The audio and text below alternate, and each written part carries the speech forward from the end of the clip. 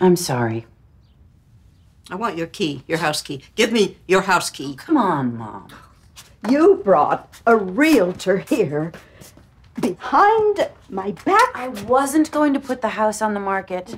I wasn't. I was just trying to get some information. It would be helpful to know what the sale would bring.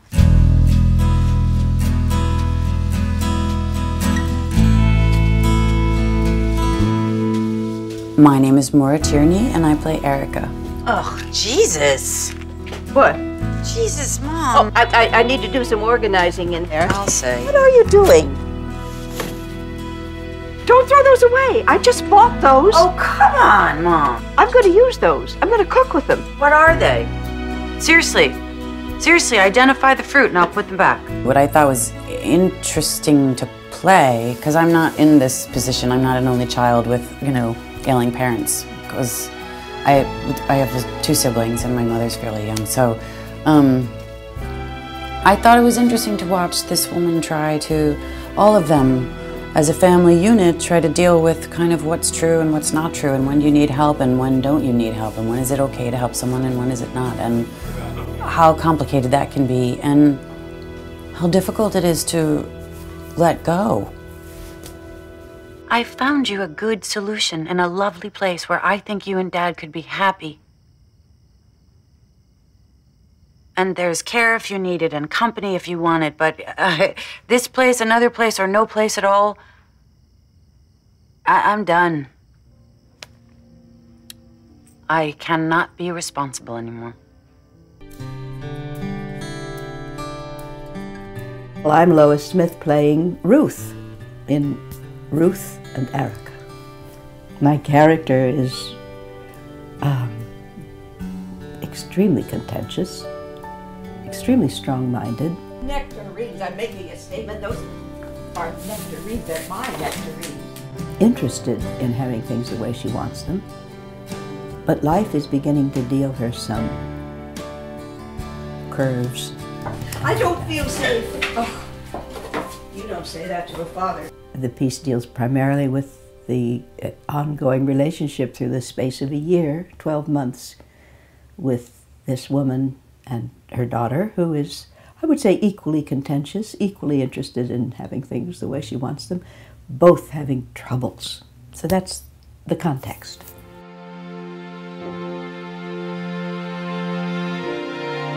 My name's Amy Lippman, and I wrote and directed the Ruth and Erica segment of the series. My interest in Erica was, the interest any writer would have in a complicated character, a character who is not completely sympathetic, who might be a little selfish and preoccupied with her own needs. Which I can relate to. I mean, I can relate to what it means to suddenly have to make sacrifices in an area that you just never anticipated. I appreciate her struggle to do the right thing, even if it is sort of emotionally costly for her to do it. For the character, she's frustrated because she feels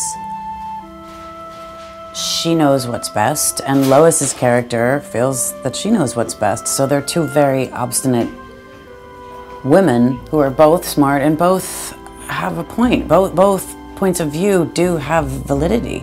So I think they're both frustrated in that they feel that the other person isn't hearing them.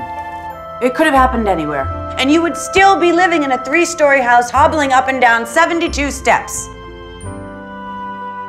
There's less of a struggle for power, I think. Well, it isn't going to happen again. Oh, really? And how do you know that? Huh? Because I'm going to be very, very careful. That's how. She wins at least as often as I do. I'm Philip Baker Hall, and I'm playing Harry.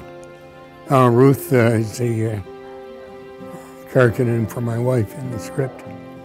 And I think that Harry, at this stage of his life, I think, is aware that that Ruth is really his way of continuing to exist in the world. Harry's beginning to lose his grip a little bit, and I think he's aware of it in the first part of the play. Later on, I think he's not so aware of it, but in the first part, he's aware of it. And Ruth protects him and allows him to continue to have a nearly normal life. And I think he certainly appreciates and I think he admires her courage and her loyalty. You know that the men have to wear a jacket and tie every night for dinner. Are you going to want to do that, Harry? I don't know. What's wrong with it? Well, Erica seems to be kind of having a hard time finding a life for herself, a fuller life for herself. She's getting older, and she apparently is happy at her in her business and her work, but her private life has never been working in a way that was really enriching for her. And I think Harry would love to see her situated, and perhaps become a wife and a mother. He's so darling. He has problems with memory. Otherwise, he's so darling. You were a nice girl.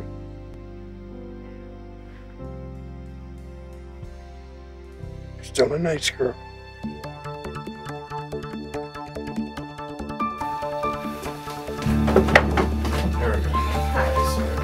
My name is Michael C. Hall, and I play Tom in Ruth and Erica, a real estate agent. I would have recognized you even if I hadn't known you'd be here. You look the same, but it's been a long time. I would have recognized you even if I hadn't known you'd be here. You look the same, just older. He's the high school mate of my daughter's, as she says, a quarter of a century ago. Hardly the person I would choose for an intimate, but I do. Not as an intimate, but as a broker. It's awesome, really nice. Were you on marijuana? When? Back then, when we were carpooling. Tom is new to the real estate game, considering his age, due in large part to the fact that he's, I think, struggled with drug abuse problems on and off for some time. I imagine he's about 18 months sober when we see him in this. But he's a guy who is, taking his life one day at a time, living on the straight and narrow, and has a sort of dignity about him, and a lack of apology about him, and a sort of refreshing bluntness within the context of this whole thing that, while initially off-putting perhaps to some of the characters he interacts with, ultimately serves him well, I think. That was pretty good. One more time, or okay, let's do it one more time. Right away. And if it takes a while. Tom, my mother hired you as your broker because she's not really interested in selling her house. But I don't think that's true. I think he likes her, perhaps in spite of the fact that she was a bitch in high school and still seems to be behaving like one, or even because of it. I imagine that she's someone that he was, smitten with when he was an 8th grader and beyond. And I think he walks into this scene thinking they're going to have a nice chat about him selling the house. He gets somewhat blindsided by her claims, at least, that he's a patsy. But I don't know. I mean, she does it for him. I'll sell the house in 12 weeks. You won't. You don't have the resources. I'm telling you. 10 weeks. 10 weeks to get an accepted offer. She thinks that her mother has hired this guy in order to avoid selling the house, so she doesn't have a lot of faith in him. And then sort of comes to realize that he's sort of more important to her in her life in a bigger picture than just the selling or the not sale of her parents' home.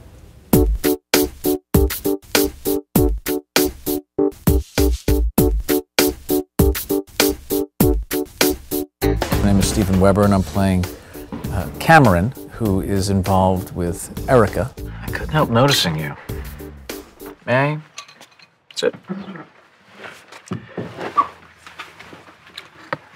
Cameron is a dick. He's not a pleasant fellow. He's affable. He's cheating on his wife. He's having a fling with Maura Tierney's character, Erica. And it's very superficial. He likes to think it's mutually satisfying, but it really has so little to do with reality and feeling and lacks depth. But like that's ever prevented a guy from trying to get laid before. So he's sort of the epitome of that. I need you to take me to the airport. Ah, shit, I have a 9:30 tomorrow morning. I don't even know if I have a contact number. Wait, now? Yes, now. My mother's in the hospital. Yeah, but I told Sharon that I'd be home at 11. It's midnight. We overslept. Seriously? Well, I'll get you a cab. Or a car. You could use my service. Erica is a rather serious but sensitive. She's a good laugher, okay? But it's clear that there are things going on beneath the surface.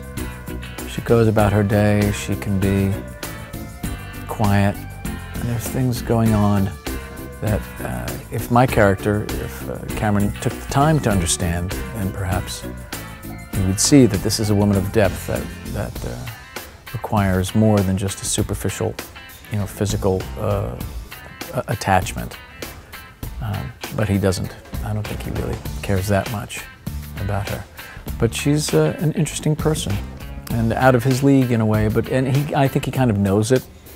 But again, he's a weird, real kind of uber careless male. Cutting. No, stop it, stop it. We're good.